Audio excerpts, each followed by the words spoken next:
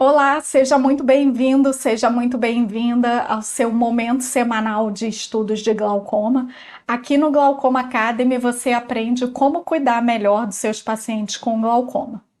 Meu nome é Samantha Vasques, eu sou oftalmologista e especialista em glaucoma e catarata do Rio de Janeiro.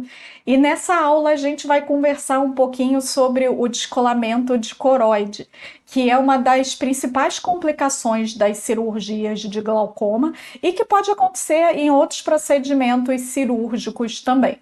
O maior erro que eu vejo os oftalmologistas cometerem em relação ao descolamento de coroide é se desesperar e achar que esse paciente sempre precisa de uma reabordagem cirúrgica, o que não é verdade na maioria dos casos. Então, nessa aula, vocês vão aprender como diagnosticar e tratar corretamente o descolamento de coroide no pós-operatório, principalmente no pós-operatório do glaucoma.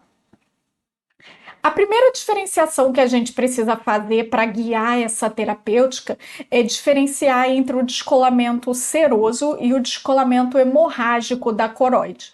O descolamento seroso é aquele em que a gente vai ter um extravasamento de líquido dos vasos sanguíneos da coroide, mas não é um sangramento em si, é um extravasamento de líquido seroso. Já o descolamento hemorrágico, a gente tem sim um sangramento ativo dos vasos da coroide. Vamos agora separar eles e eu vou começar falando aqui do descolamento seroso para vocês. O descolamento seroso ele pode ter algumas causas diferentes. Uma das principais dela é hipotonia. Então, por isso que é tão comum no pós-operatório das cirurgias de glaucoma, em que a gente busca mesmo uma redução da pressão intraocular. Então, a hipotonia ela pode levar a um descolamento de coroide seroso. Essa hipotonia é um fator mais importante, principalmente se a gente está lidando com uma bolha de TREC hiperfiltrante, uma TREC que drena mais do que deveria, ou também num caso de Seidel, como esse que vocês estão vendo no vídeo, em que a gente tem vazamento da ferida cirúrgica, o olho vai ficar hipotônico como consequência, e isso pode levar a um descolamento de coroide. Nos casos, a gente acaba tendo uma coisa que é meio que um ciclo vicioso da hipotonia, que muitas vezes impede o descolamento de coroide de ser corrigido. O que acontece é que a gente tem um quadro de hipotonia, ou porque aquela bolha é hiperfiltrante, ou porque tem um Seidel, e essa hipotonia vai alterar o balanço da pressão osmótica ali daqueles vasos da coroide. Então, como a pressão no olho está baixa, vai extravasar mais líquido do que deveria daqueles vasos da coroide. Esse extravasamento de fluido, por sua vez, vai levar a uma supressão da produção de humor aquoso a nível de corpo ciliar, e isso contribui para manter a hipotonia. Então, a gente fica num ciclo vicioso que, se a gente não interrompe, esse olho vai ficar sempre hipotônico com a coroide descolada. Então, a gente precisa interromper esse ciclo da hipotonia. Além dessa causa da hipotonia, a gente tem uma outra causa importante que é inflamatória. Então, quando a gente faz uma cirurgia que é inflamatória, a gente vai ter um aumento da permeabilidade vascular ali da coroide. E mesmo que você não tenha uma bolha hiperfiltrante, mesmo que você não tenha um Seidel, você pode ter sim um descolamento de coroide por conta da própria inflamação cirúrgica. No dia a dia, eu diria até que esse é um dos casos mais comuns, porque Seidel é difícil a gente ter. Quem tem experiência de fechar conjuntiva, se o paciente faz o repouso direitinho, é difícil ter um Seidel, não é comum, tá? E a bolha hiperfiltrante também, porque a gente sutura o flap de acordo com a necessidade. Então, não é comum no dia a dia do especialista em glaucoma ter Seidel e bolha hiperfiltrante. Agora, a inflamação, ela está presente em 100% dos nossos pacientes, e essa inflamação também é um fator importante que vai levar a extravasamento de líquido e, consequentemente, um descolamento seroso da coroide. E um outro ponto importante também é a hipertensão arterial, porque eu falei ali de balanço de pressão osmótica, né? Entre pressão intraocular e pressão arterial, que está empurrando sangue naqueles vasos da coroide. Então, se o paciente tem uma hipertensão arterial mal controlada, isso pode ser um fator também para causar um descolamento de coroide. E no descolamento de coroide hemorrágico, quais que são as diferenças? Aqui eu não estou falando de extravasamento, aqui eu estou falando de ruptura de vasos, que são ramos das artérias ciliares posteriores, e isso pode acontecer ou por um trauma, ou pela descompressão súbita da cirurgia, ou até mesmo de maneira espontânea. Então, o que vai acontecer é que, rompendo esses vasos, vai sangrar ativamente naquele espaço da coroide, causando um descolamento de coroide hemorrágico. Essa descompressão súbita a gente pode prevenir de algumas maneiras no intraoperatório. Então, a gente pode manter a câmara sempre formada, isso vai diminuir a chance de acontecer. Já já eu vou dar um pouco mais de detalhes para vocês, mas essa questão da descompressão súbita, ela é diretamente relacionada ao ato cirúrgico em si. Aqui nessa imagem vocês observam ali um descolamento hemorrágico da coroide. Quando a gente tem um descolamento seroso, ele é mais anecoico. Então ali, quando você vê essa imagem preenchendo ali a coroide, é porque isso é um descolamento de coroide hemorrágico. Quando o descolamento de coroide ele acontece agudamente no intraoperatório, isso é uma emergência porque esse paciente vai fazer uma hemorragia expulsiva. Então a gente tem que interromper a cirurgia e fechar o olho o quanto antes. Agora, ele pode acontecer de uma maneira mais contida, como aquela imagem anterior, no pós-operatório. Então, não necessariamente um descolamento hemorrágico é aquele quadro dramático de uma hemorragia expulsiva. Ele pode ser um quadro em que aquele sangue vai de pouquinho em pouquinho no pós-operatório, preenchendo o espaço da coroide numa coisa mais contida. E o descolamento de coroide, seja ele seroso ou hemorrágico, ele é uma das complicações mais comuns da trabeculectomia, das cirurgias filtrantes como um todo, do implante de tubo também. Essa tabela que eu estou mostrando para vocês é de um dos maiores estudos sobre cirurgia filtrante, que é o Tube versus Trach. E eles fizeram um comparativo entre implante de tubo e a Trach em vários quesitos, e aqui eu trouxe o quesito da complicação cirúrgica, que é o que está relacionado à nossa aula. Se vocês observarem ali, a última linha da tabela que eu grifei é o total de complicações cirúrgicas. Então, no grupo do tubo, 36, no grupo da Trach, 60. E se vocês subirem para a primeira linha, que é a efusão de coroide, que é outro nome do descolamento de coroide, a gente observa 17 no grupo do tubo, ou seja, metade das complicações do tubo eram descolamentos de coroide.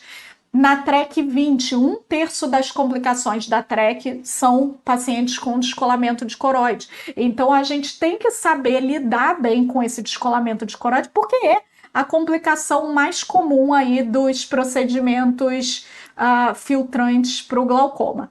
Nas cirurgias não filtrantes, como nos MIGs, por exemplo, pode acontecer também, mas é muito, muito, muito mais raro, tá? Como que a gente previne, então?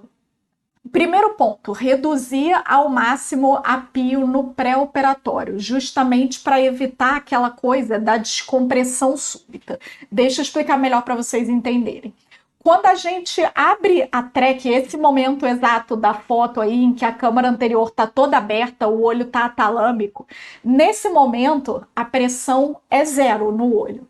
Se esse paciente vinha com uma pressão de 50 no pré-operatório e subitamente essa pressão cai para zero, isso é um fator de risco enorme para um descolamento de coroide. E quanto mais tempo esse olho ficar aberto, pior. Então, o que a gente deve buscar? Reduzir o máximo possível no pré. Então, estava com 50, coloca Diamox, corre manitol antes de começar a cirurgia, corre manitol durante a cirurgia. Clonidina também é uma boa opção venosa para redução de pressão ocular. Faz um side port para já drenar um pouquinho, porque aí, em vez de passar de 50 para zero, você vai fazer uma redução mais gradual dessa pressão intraocular e não vai ser uma descompressão tão súbita. Suspende anticoagulantes para evitar o descolamento de coroide hemorrágico. Tenta o máximo possível manter a sua câmara anterior estável durante a cirurgia. Então, você pode, por exemplo, usar viscoelástico para isso. Então, antes de chegar nesse momento aí da abertura da traque, a gente poderia ter preenchido a câmara anterior com viscoelástico para o olho não ficar atalâmico, como está nessa foto. Suturar adequadamente o flap. Então, quanto mais pontos você dá no flap escleral, mais segura é a sua cirurgia. É claro que você vai tender a ter pressões mais altas, então mais lise de sutura, mas mais segura vai ser a sua cirurgia. E no caso de um tubo, principalmente se for um tubo não valvulado, como um Barvelt, um Susana, você precisa fazer a oclusão desse tubo para evitar a hipotonia nos primeiros dias da cirurgia. Um outro ponto para se prevenir o descolamento de coroide é o uso das novas tecnologias como o Zen e o Preserflow. O Preserflow ainda não chegou no Brasil, mas está aguardando a liberação da Anvisa. O Zen já está liberado pela Anvisa.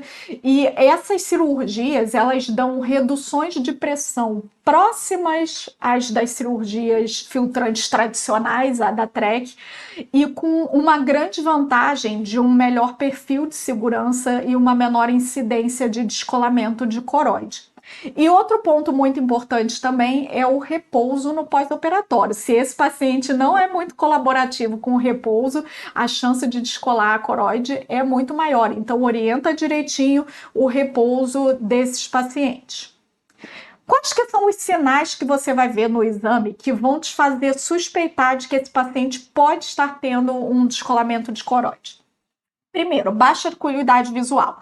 Esse é um fator que confunde muito, porque a gente já está num pós-operatório de uma cirurgia filtrante. Então, a gente já não espera mesmo que esse paciente tenha uma acuidade visual das melhores.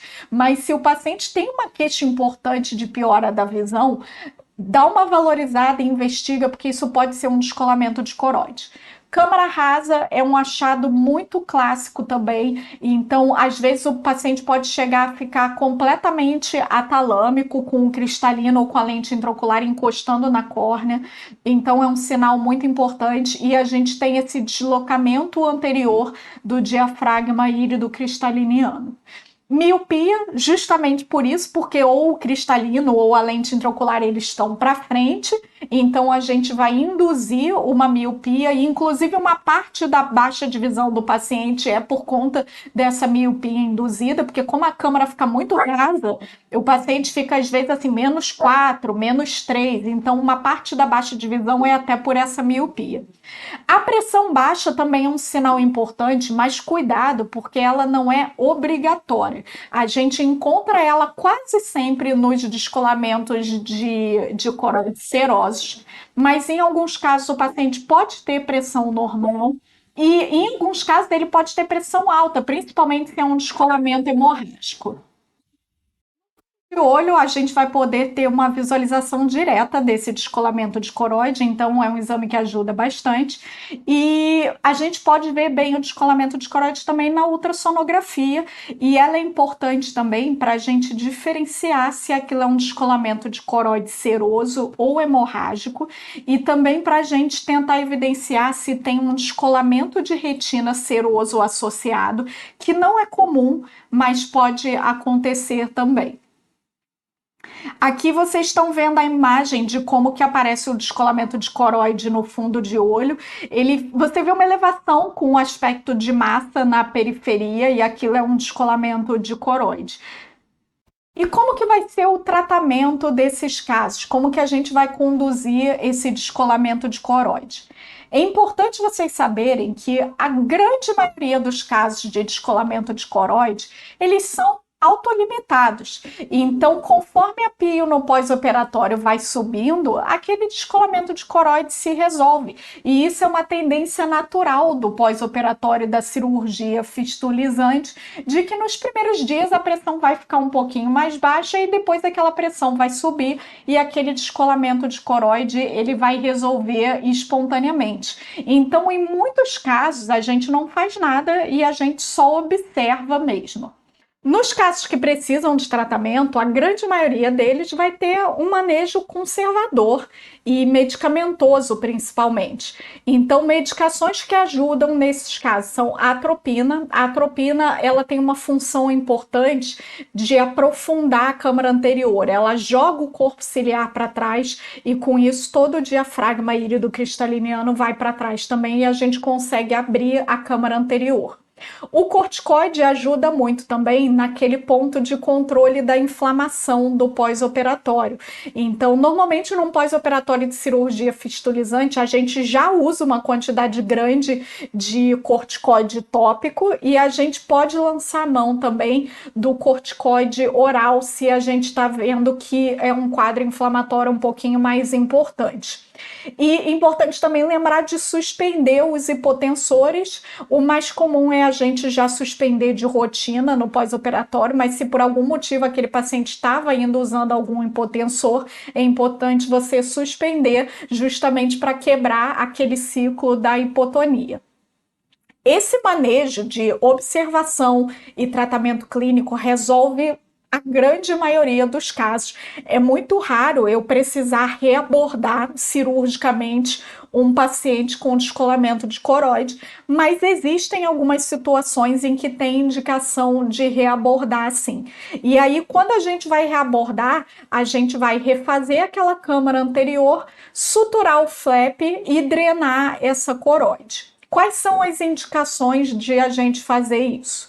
Se a gente tem uma atalamia, principalmente se esse paciente é fáscico, porque num paciente pseudofáscico até dá para tolerar alguns dias de atalamia, porque o contato da lente intraocular com a córnea, a maior preocupação vai ser descompensação corneana, mas a córnea ela aguenta alguns diazinhos ali. Agora, num paciente fáscico em atalamia, isso é muito complicado, a gente precisa reabordar, porque senão esse paciente faz uma catarata branca em questão de dias.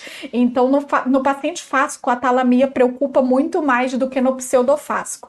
Mas, em geral, a atalamia é uma indicação de reabordagem cirúrgica. Outra indicação é justamente se a córnea está descompensando. Mesmo que não seja uma atalamia, quando você tem uma câmara muito rasa por muito tempo, isso vai levar a uma perda endotelial mais acelerada e essa córnea pode descompensar. Então, se esse paciente está com edema de córnea, isso vale a pena você pensar na possibilidade de reabordar. Se o paciente tiver uma dor ocular intensa, e isso acontece principalmente nos casos de DC hemorrágico, você pode considerar também a reabordagem por conta da dor, se aquela dor está sendo refratária ao tratamento medicamentoso. A pressão alta refratária também, que pode acontecer nos descolamentos hemorrágicos. Se esse descolamento de coroide, se ele é de longa duração, principalmente se passa aí de um mês de coroide descolada, você já fez tratamento clínico e não respondeu, vale a pena você considerar drenar essa coroide. Nos casos de kissing, que eu vou mostrar já já para vocês o que é a imagem do kissing, e nos casos hemorrágicos em geral, a gente precisa drenar, a gente espera em um intervalo de tempo de 10 dias a 2 semanas, e aí a gente faz a drenagem dessa coroide. Essa daqui é a imagem do kissing, que é essa imagem em que você tem dois bolsões, nesse caso é um descolamento seroso, anecoico, e você tem dois bolsões e a retina periférica se toca ali no meio daqueles bolsões. Então, nesse caso em que você tem um descolamento de coroide extenso com kissing, tem indicação de drenar. Bom, pessoal, eu espero que essa aula tenha ajudado vocês aí na conduta com os pós-operatórios de vocês, principalmente com o pós-operatório da TREC, que é o que mais frequentemente a gente vê o descolamento de coroide. Se você ficou com alguma dúvida, me manda uma mensagem aqui nos comentários embaixo aqui desse vídeo, ou então nas minhas redes sociais para eu poder tirar sua dúvida. Não esquece de se inscrever, que toda semana tem aula aqui para te ajudar a cuidar melhor dos seus pacientes com glaucoma. Até a próxima!